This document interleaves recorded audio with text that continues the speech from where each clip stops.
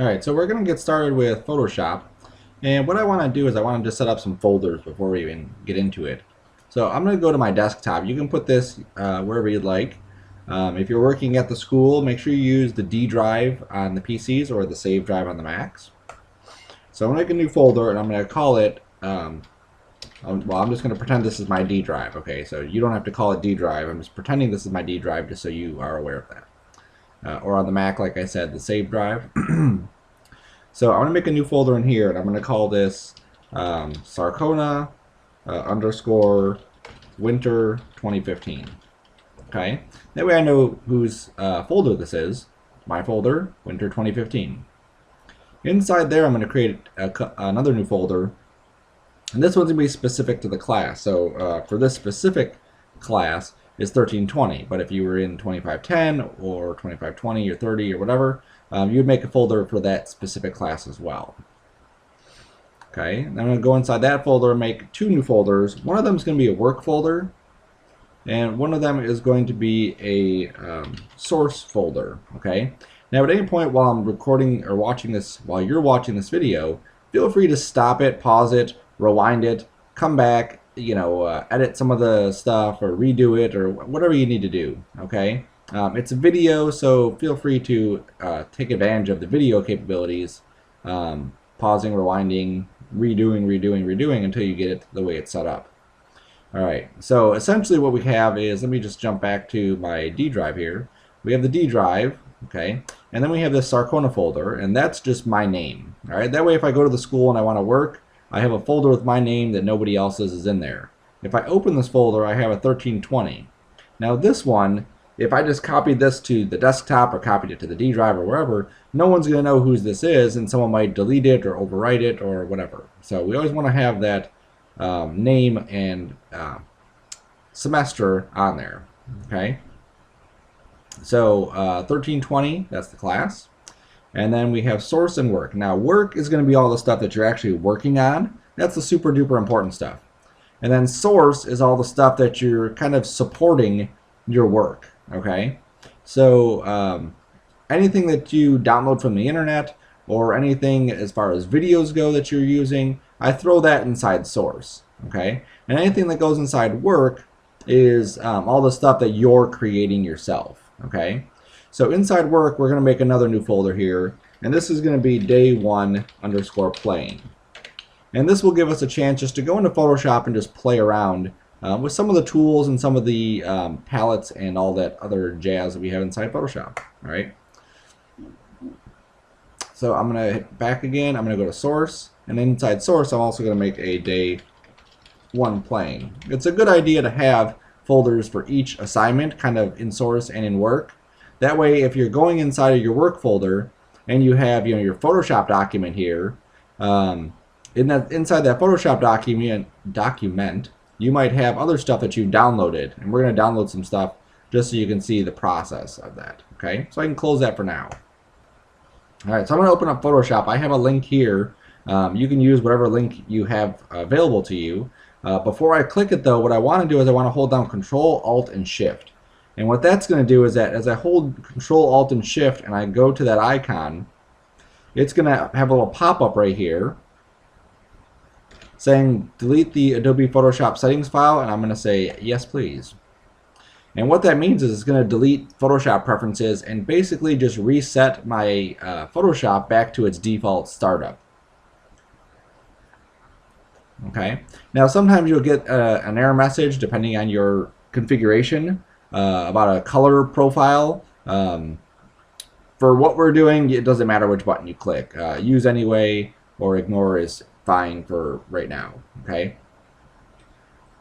All right. So sometimes you also get the little pop-up that'll come inside of Photoshop. Welcome to Photoshop. Blah blah blah. All right. So if you get that, you can close it. This is the default layout for Photoshop.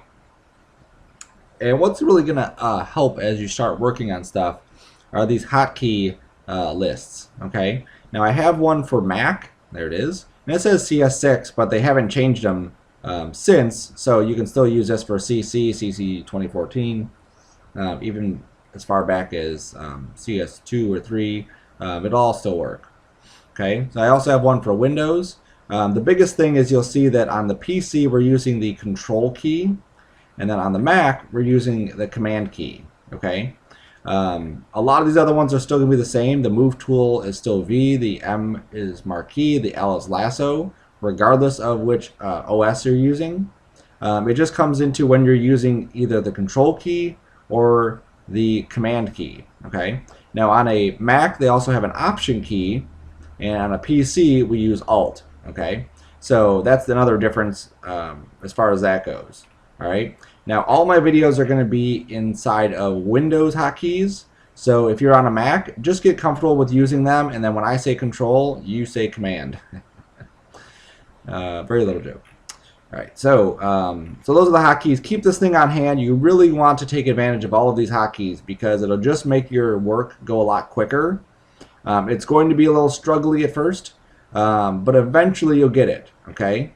In the on-ground classes, we actually have a test where you go through and you have to fill out a hotkey sheet. Okay, after a couple weeks of being in the program.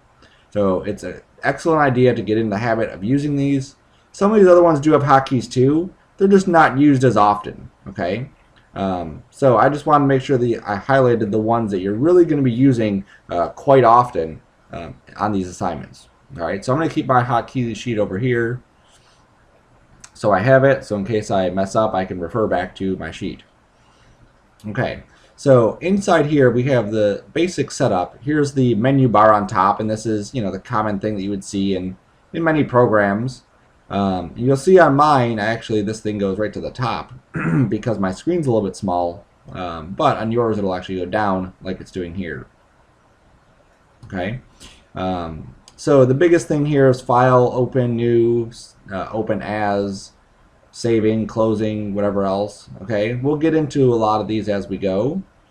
The edit is obviously a big plethora of stuff inside here. Images, layers, type, and all these individual tabs. If you don't see what you're looking for, then it's usually going to be under a window. We can pull up what's called a palette. Okay, and that's what these guys are over here. These are all palettes. This is the color palette, the swatches palette, libraries, adjustment styles palette, layer channel paths palette. And I can bring up other ones like actions, and now I have an actions palette and a history palette. Okay, and you can see how I can switch between the two tabs, just like you've used before on your internet browser. Okay, if I don't want this thing to stick out, I can just click the arrow, and it'll hide it in this little toolbar area right here. Okay, so it's just kind of like nesting these. Now I can pull this out, and I can see all of them, or I could shrink it in.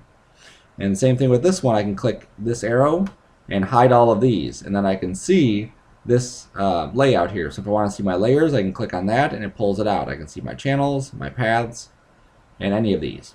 And the cool thing about this too is that I can move any of these around. If I know that I always want layers to be out, I can just drag, click and drag this out, and now it's just by itself. I can still hide this, but then I can leave this out, and I can expand this to be as big as I want this to be.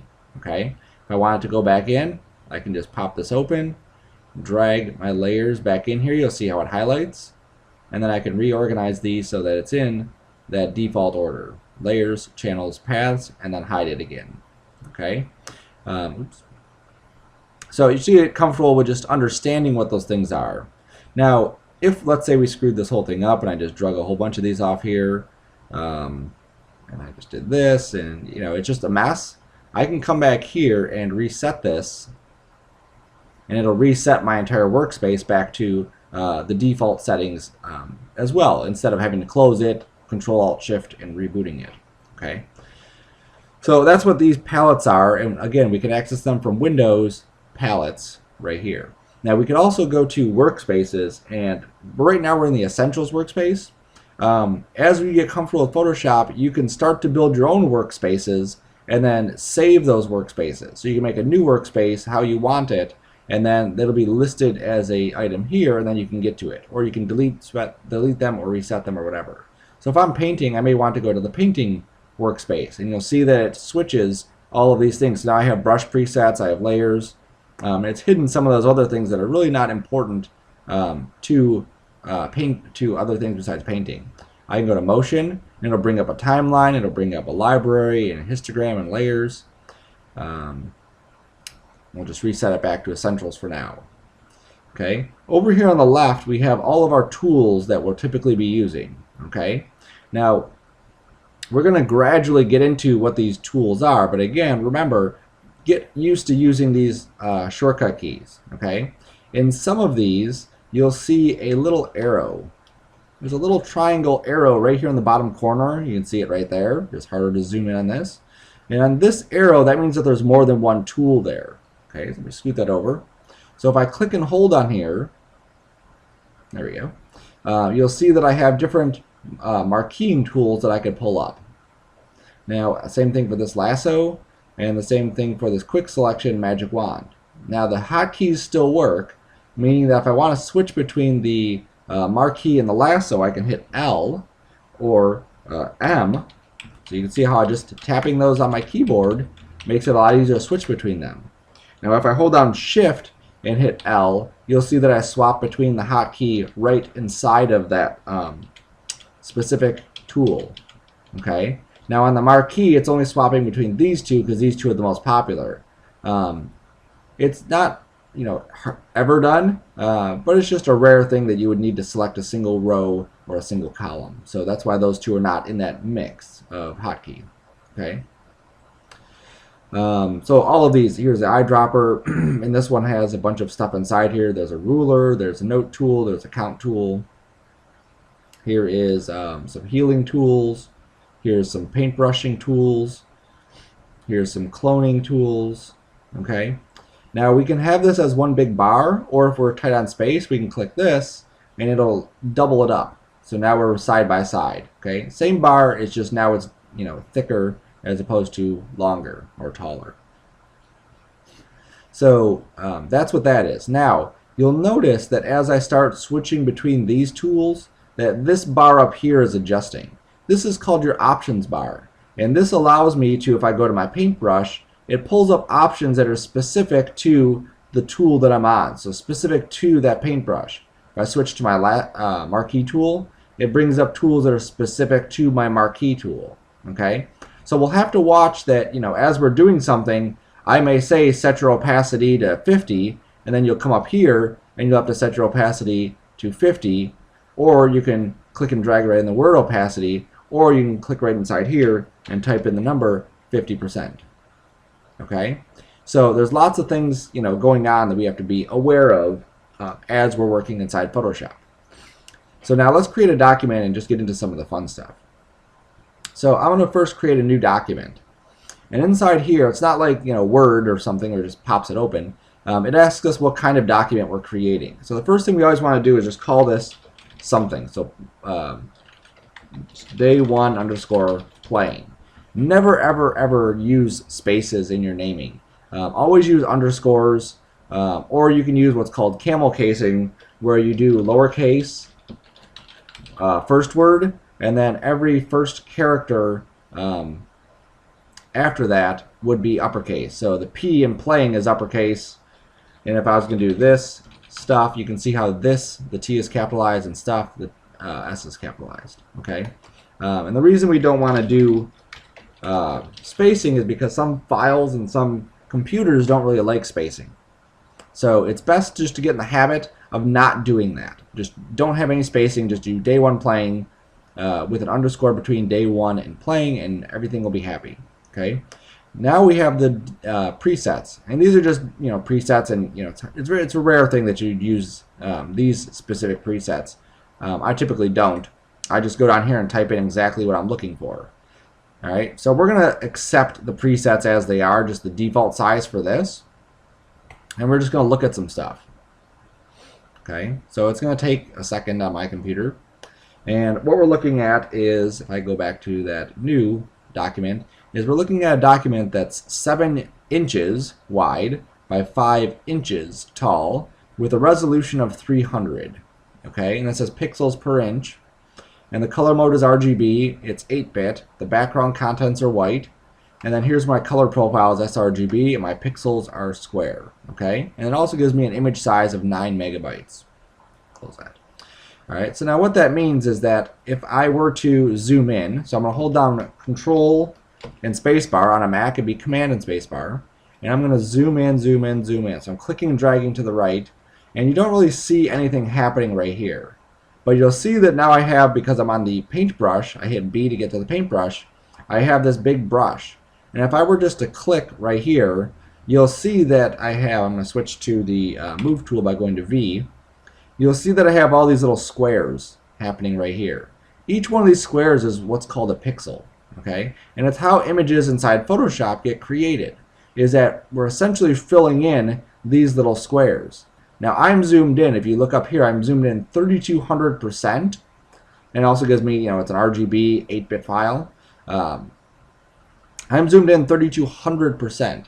And what that means is that I'm zoomed in super, super, super close to those pixels. Now if I hold Control Shift again and I click and drag to the left, you'll see that as I zoom out, I don't see those little squares. Okay, I'm zoomed out to 33%, so I don't see any of that pixelization is what it's called.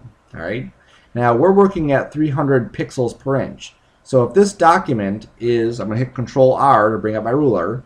If this document is 7 inches, see the 7 is lined up with that edge, by 5, the 5 is lined up with this edge, that means that for each one of these inches here, we're looking at 300 of those little dots. Okay?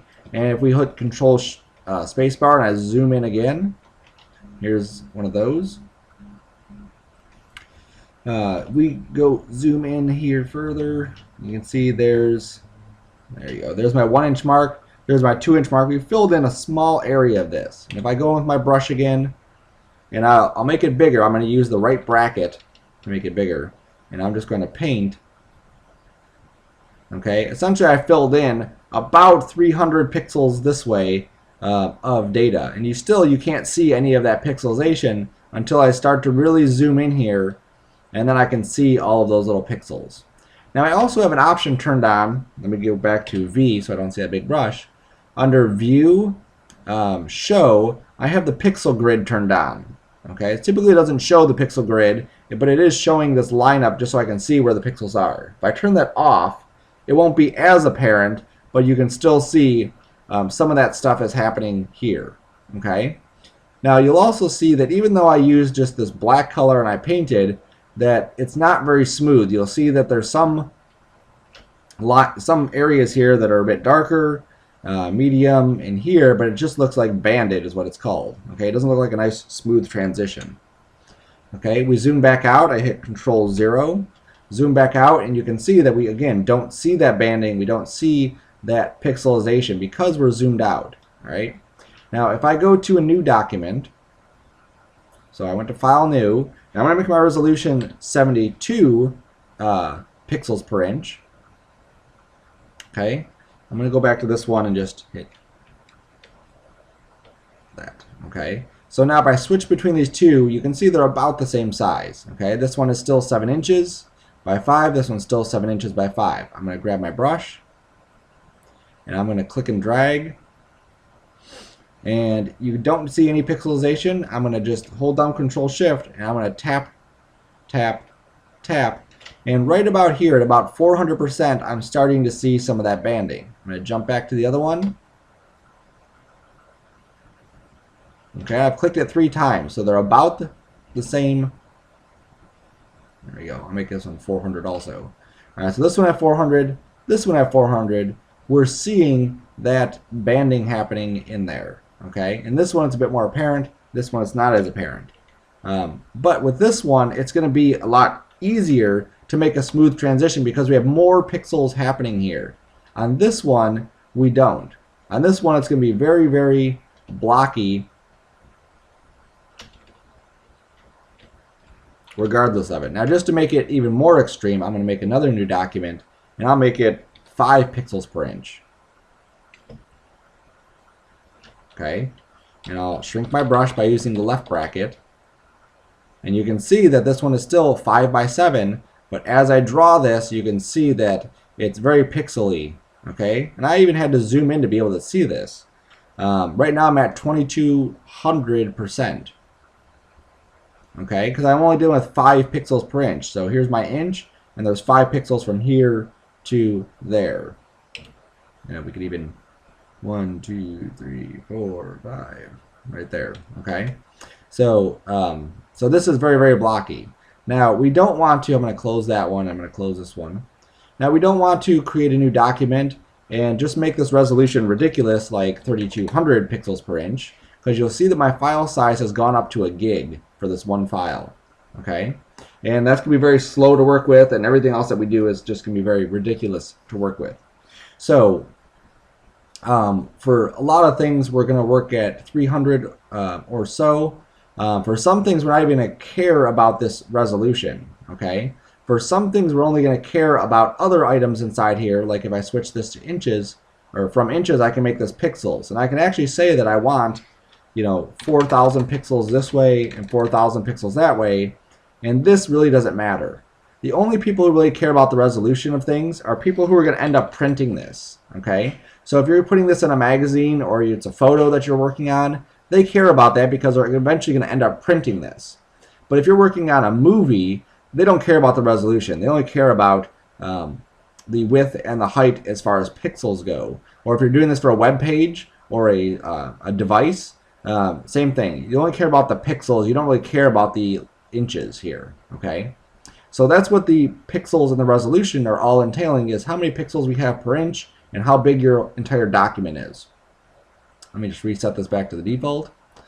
All right, so now this next one, this color mode, we have several. We have bitmap, grayscale, RGB, CMYK, and lab. The two that you're going to use the most are RGB and CMYK. Okay, RGB is something that is going to maintain its presence on screen. So if you're working on something that's going to go to a smart device or a tablet or a phone or computer or video or whatever, you're going to stay in RGB. Okay, basically this means that it's going to be for a monitor or a screen, and that's how the monitors and screens do what they do, is using RGB, red, green, and blue coloring. Okay, there's a wealth of information on the internet where you can look up RGB color, and you can find information about that specific color model and how it works and so on. Okay. Now the other one is CMYK, and this is what you would use for printing stuff. Okay, so if you're going to take something to print, you'd want to use this as CMYK because printers work in this cyan, magenta, yellow, and black, I don't know why it's not a B, color space. Okay, so RGB, CMYK, now these can be converted between each other, but it's best to kind of set it up to, you want to work in for something that's going to be displayed on a monitor, set it to RGB. You're going to be working something that's going to go to print, set it to CMYK, and that way you won't have as many issues as you progress.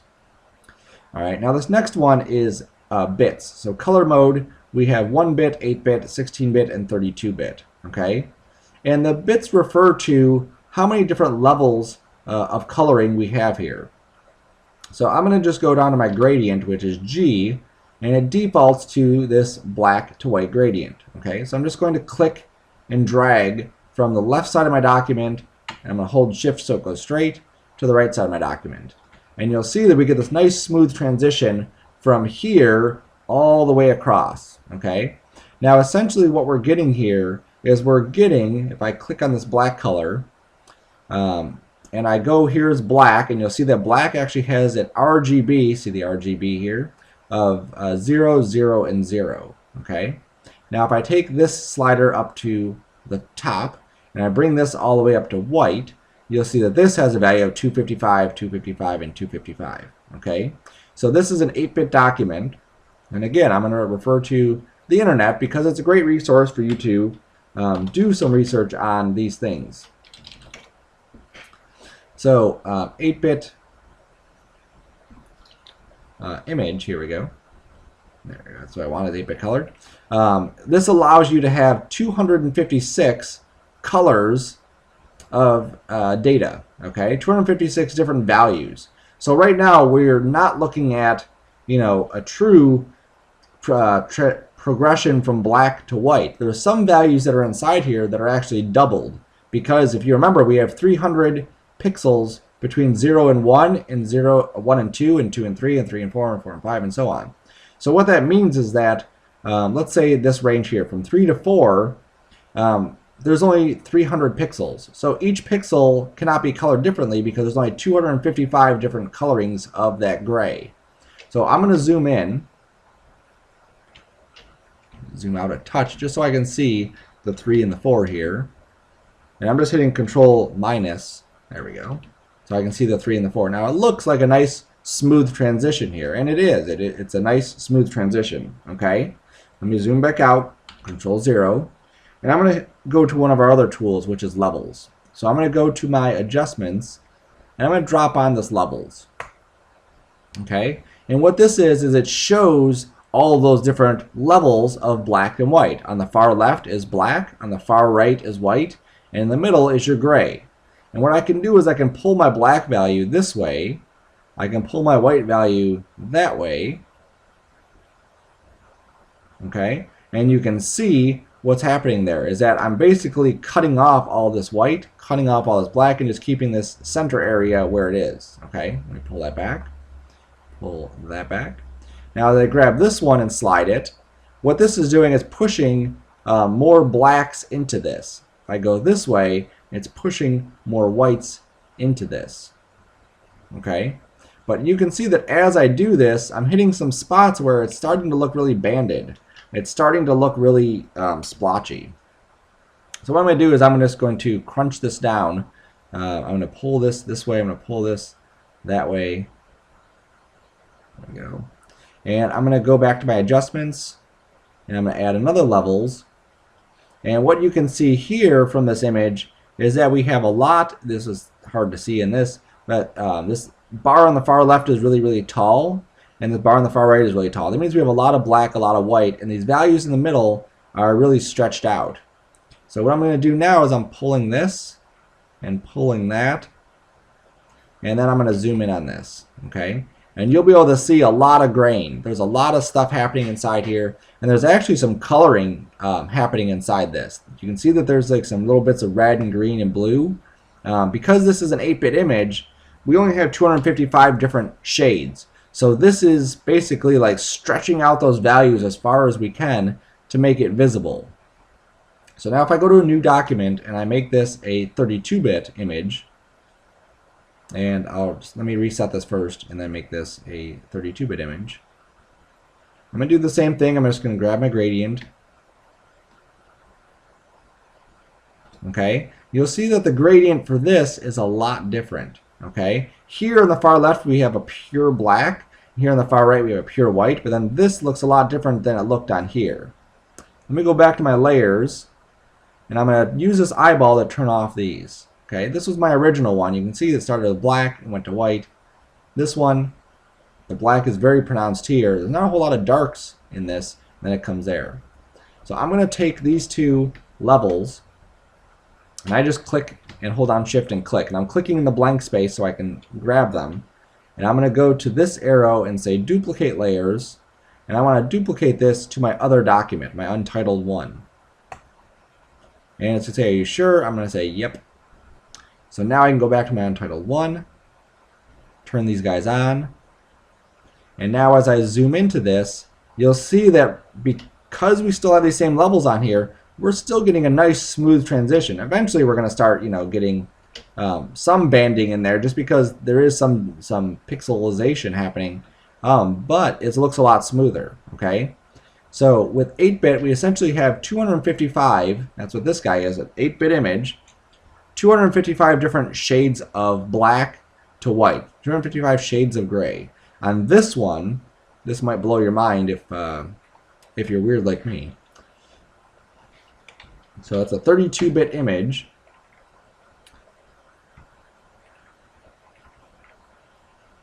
Okay, and so what that means is that we have, alright, so that means that for 32-bit, this is how you figure it out, 2 to the 32nd power, this is how many color combinations there are. 4,294,967,296 different shades of gray inside of a 32-bit image.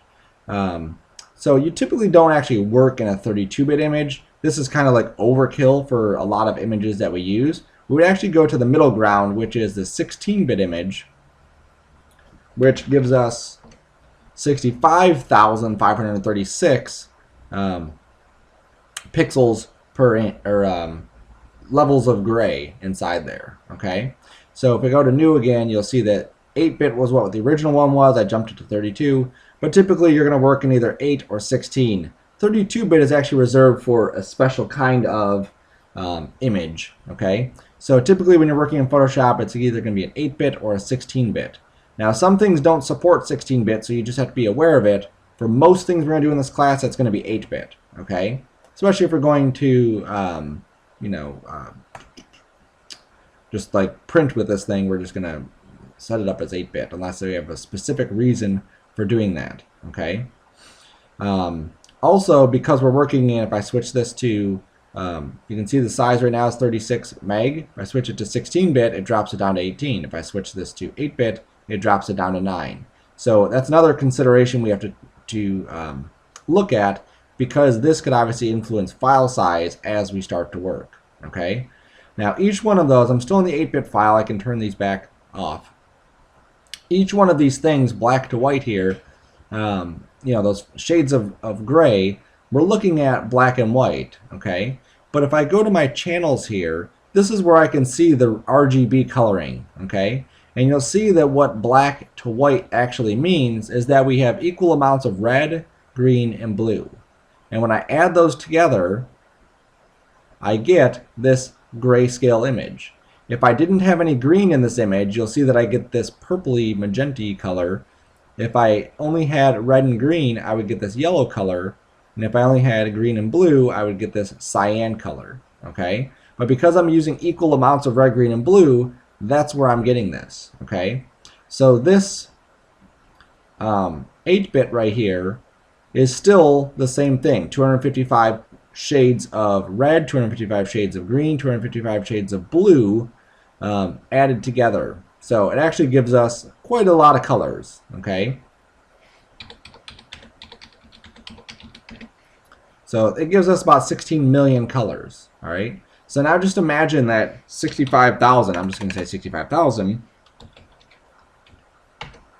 to the third power, you can see it can't even calculate it. That's like so crazy. All right. But you get a lot of colors in there. 281 trillion possible colors when you use a 16-bit image. So it's a lot of detail, a lot of information that we get in there. Okay. So that is our new document and how we can set this stuff up here and make our document set up there. Now we also talked about layers a little bit. I'm going to just delete these guys. Alright, so we're going to be talking about layers now. And this is a good example that I found of what layers actually are. You may have heard at some point how they used to do old cartoons, and this is still used in things today, is that they'll typically start with like a background, and then they'll draw on a clear piece of paper. They'll draw one character, then on another piece of paper they'll draw another character, and then when they stack those on top of each other, you get this final image. That's what layers are in Photoshop. So when we're in Photoshop, that's what this layers palette is all about. It allows us to take this background and stack stuff on top of it. So just as an example, if I go to my brush tool and I grab, let's say red. So I'm just going to drag to the red up here, and I go like this. That's stuck there, okay, because I drew it on the same layer. I'm going to hit undo, which is Control Z. I'm going to make a new layer. That's what this button is right here. And I'm going to draw that again.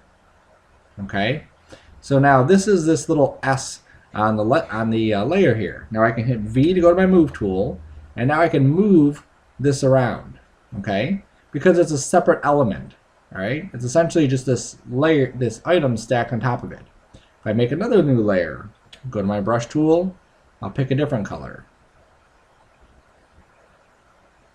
Okay, hit V again, and now I can stack these, and you'll see that the layer on top, this layer 2, is actually going to be the one that gets priority, so it's on the top.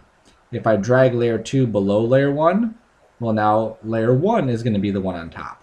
Okay, so it's just like those sheets right here.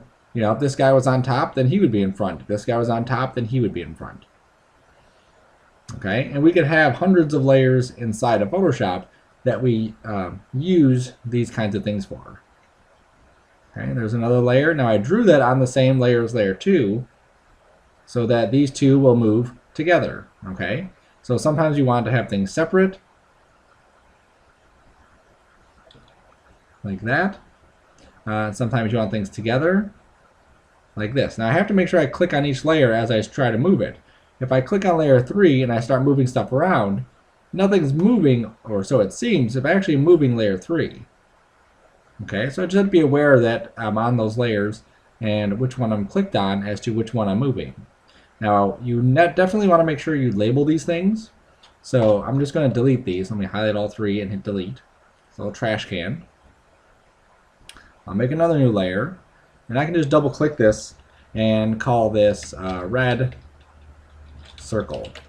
Okay, and I'm going to go to my elliptical marquee here. Okay, so without using the arrow or the mouse, I can use Shift M until I see that turns to a marquee. And I'm going to drag a marquee, and you'll see that this marquee is simply just a selection. That's all it is. And this is called red circle, so I'm going to go up to the red. There we go. And I'm going to go under Edit, and I'm going to say Fill with my foreground color. If you look down here, I have a red and a white. The red is on top, that's my foreground. The white is on the bottom, that's my background. So I want to fill it with the foreground, which is red. Hit OK, and now I have this red circle. There we go. Actually looks a little pinky. Let me fill that again. There we go. So now I can click on this, and I can move that wherever I need to move it. Okay? I can make a new layer. I'll call this blue square. I'll go to my marquee tool again until I get to the rectangle one. I'll draw a rectangle. I'll go to the blue, and I will go back to fill. Foreground color. Okay. And I'll make another one, and this one's going to be green. And, oops, I'm not giving anything. Green squiggle. Okay. And if I went to my brush right now and I chose green from this list, and I just started painting over here, you'll see that nothing's happening. Okay? Because I still have this selection, it only allows me to paint inside that selection. This will be another great tool technique that we'll use inside Photoshop for isolating where we actually are painting things. So I'm going to go under Select and say Deselect, or I can use the hotkey Control D. Okay? So I'm just going to draw this little squiggly thing like that. Alright, so now I have my green squiggle, my blue square, and I have my red circle. Alright, so now this is where Photoshop becomes really much more than just this simple, layering process of this is on top of this is on top of that.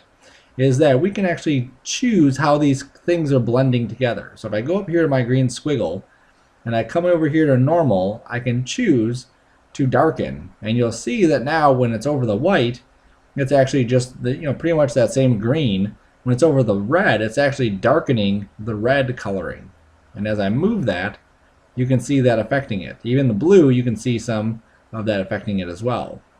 Okay? And as it gets into the black, you can see it pretty much goes away. If I choose something else, let's say screen, you'll see that now we're getting this lighter look to it. And where the green and the red are coming together, you can see we're actually getting yellow. And where the green and the blue are coming together, we're actually getting this cyan color. It's pretty neat. If I go to my blue square, I do the same thing. I'll do screen on that. I'll go to my red circle, and I'll do screen on that. And so you can see how each one of these now is influencing itself. It's just doing a little bit of math in order to figure that out. And we nearly, if we look at this center area right here, where all these three are coming together, we almost have perfect white. Okay, so that's pretty neat. I can also do something else. I can say take this one to be overlay, take this one to be hard light, and I take this one to be hue, let's say. Okay, now with hue, you'll see that nothing's really happening with this one. Okay, certain ones of these are doing a specific mathematical calculation to that area. All right, So for now, we're just going to switch to something else like difference. There we go. And we can see the difference here. I bring it over to the white, it turns blue. I bring it over to the black, it turns red. It's pretty neat how it can do that kind of stuff. And as I bring this up higher on the list, then I'm getting even more differences there. Okay. Now all of these things, if I go to Google and I type in, they're called screen modes or layer modes, you can get a full-blown, oops, it's called layer modes. So I went to screen modes. Or screen blend modes, that's what they're called. Here we go. So here we go. There's that, there's screen. So you can get a full definition of each one of these things and how they work. Eventually we're going to be kind of creeping into these. So I don't want to, explode your brains with, the definitions of every single one of these. Just know that they're there, okay? And these are doing it per layer. If I switch to my brush tool, I hit B, you'll see that I also have a mode here that I could adjust as well. And I could go here and just paint whatever my brush is, paint lighten or paint screen with that single brush stroke while keeping this on normal or whatever else mode. Okay, and you'll see why these things are kind of important as we go along. Right now it's just going to be kind of over your head. All right. So the other thing I wanted to bring up too with these layers is that we delete them, whatever. But as we're painting things, this is going to be a tremendous help if you can afford it. If if it's in the budget, if you plan on going into art, you can get one of these tablets. And these tablets are great because you can draw right on the tablet, and it goes right on the screen. And it's more like a pencil or pen drawing than it is, a mouse. The mouse is very unintuitive. The tablets are wonderful. They even make these ones where you have a computer screen right on what you're drawing, and obviously those are more expensive. But if you got an extra couple grand laying around the house, you can do that. Otherwise, they're pretty cheap. Maybe like under $100 or under $200. It's pretty good. And that's going to get us into the next area, which is brushes. So I'm going to go down to my window and go to brushes and pull this off. So these are all of our brush settings that we have here. These are all the preset brushes that we deal with. Okay. And then here's some more brush presets. You can see them in a bigger state. And then down here is all the options. So I have the size of the brush. I have the angle of the brush. I have the roundness of the brush. Okay, and that affects how I'm painting it here. You can see there's a different stroke depending on the direction I'm painting it.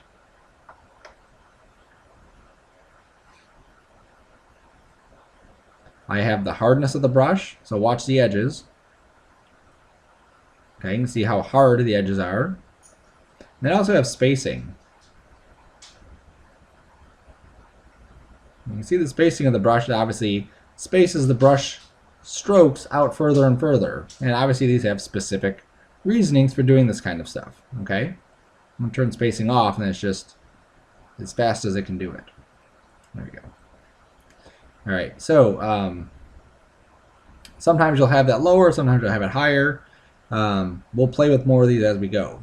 There's also shape dynamics, and this is where your pen, your tablet can come in. And that's why I wanted to show that first, just so you're aware that we can adjust this with pen pressure.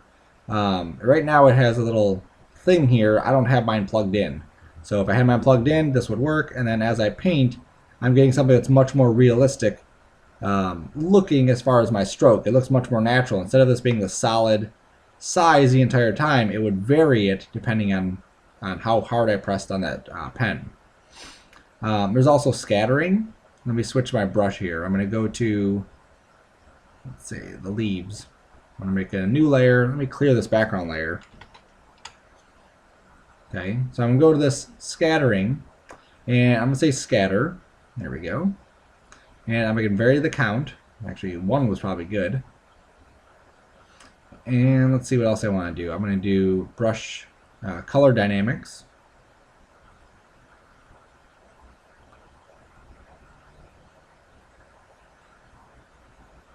And let's see.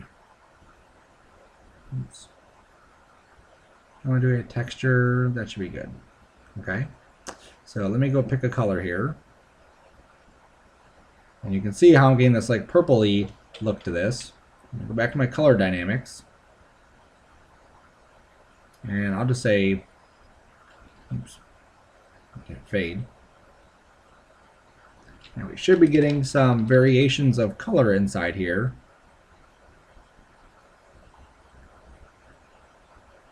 There we go. And let me take this to a different color, let's say red.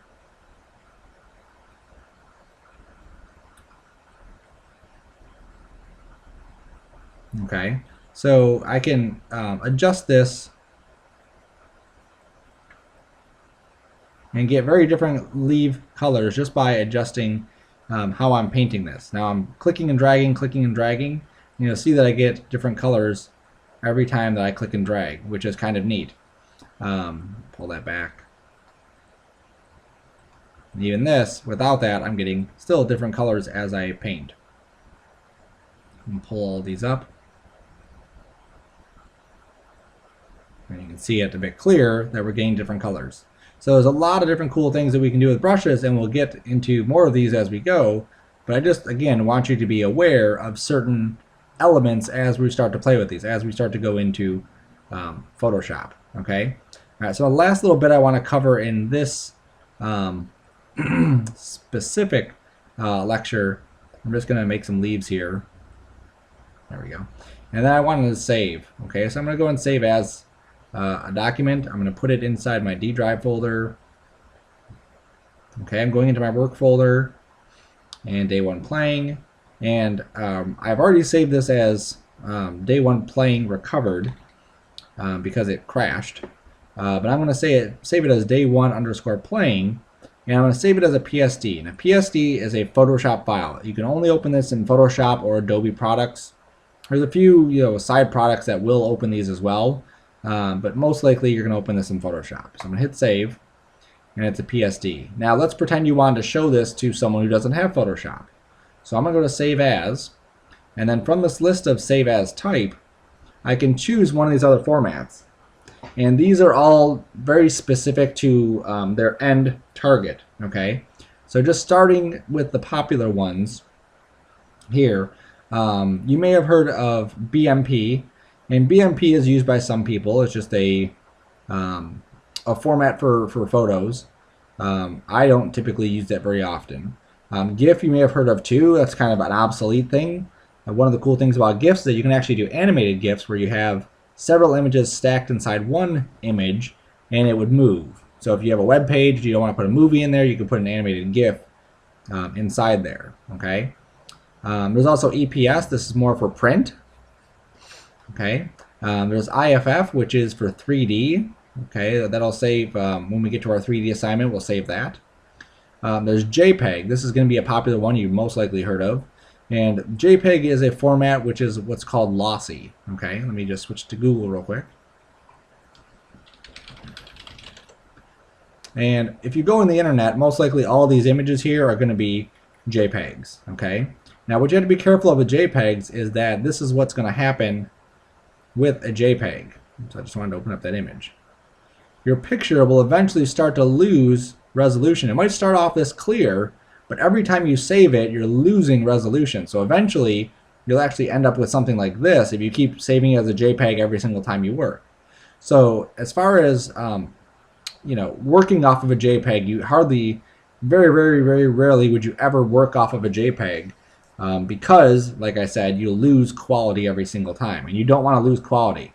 Most of the time, 99.99% of the time, we're going to work off of a PSD, and if you need to turn something in specifically for a JPEG reason, then we would just save that last iteration as a JPEG and turn that in or do something with that JPEG. We would never work completely off of the JPEG. Okay. There's also JPEG 2000.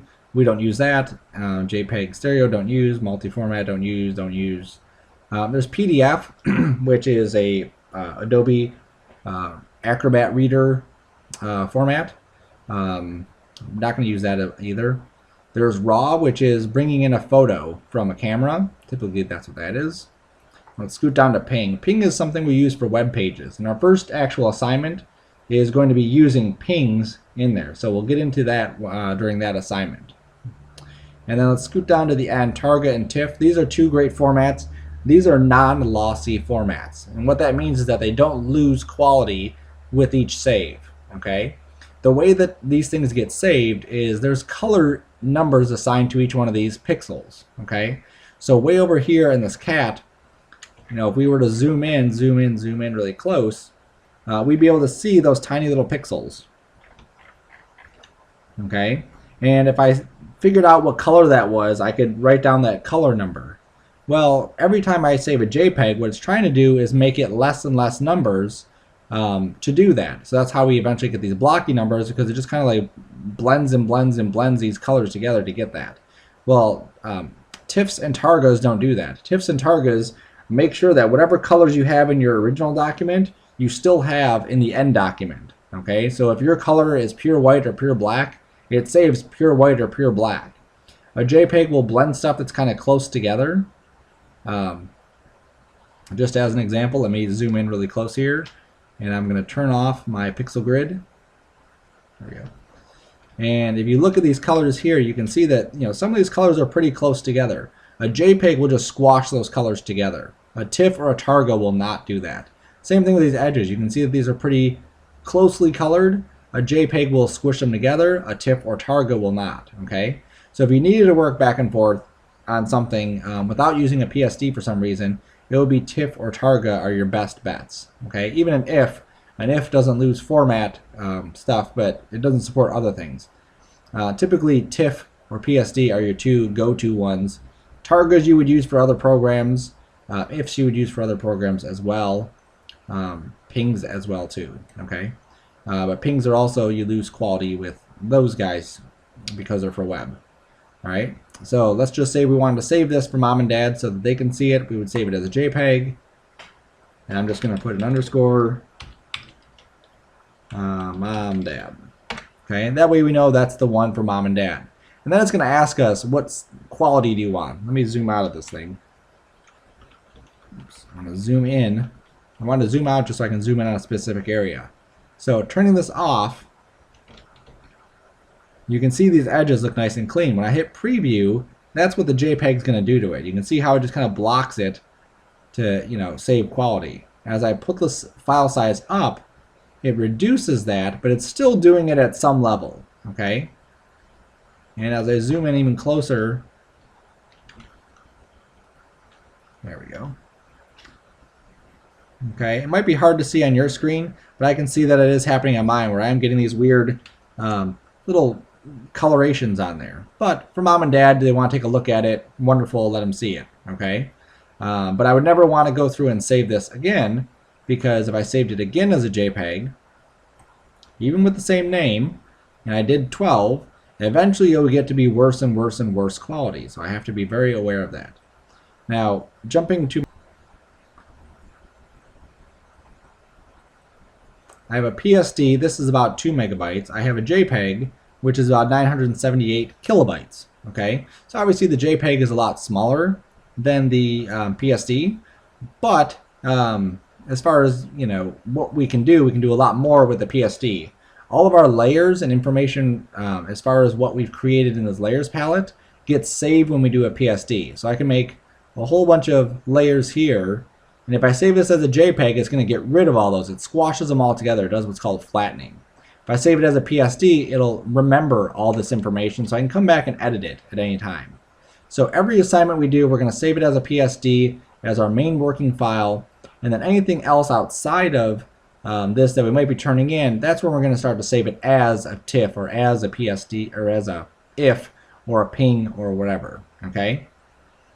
So that's our, you know, that's our first day in Photoshop. You know, it's a little bit of playing around with it. I want you to get comfortable with using some of these. You have to take it kind of a step at a time and really just start to get in there and just start to play with the program and start to just have fun with it. Okay. When you're doing the lectures and you're doing the assignments, follow them, make sure you understand the steps, but always come back to just understanding the basics of layers and how these things are set up, because a lot of people can get lost on, you know, which layer they're working on or which tool they're trying to work on and how all of these things kind of connect together. Okay, So I'm just going to close that. I definitely recommend you make at least one new document, start coloring it, start playing with these colors, and see what you can create. You're not going to create anything, fantastic, but just get used to making layers and painting. Spend about a half hour or an hour just drawing in some new layers and practice saving your work. Okay. Once you're done, then you can just close Photoshop and you're done for the day. All right. So there's your first little intro into the day one playing. The next lecture will take you into the first assignment.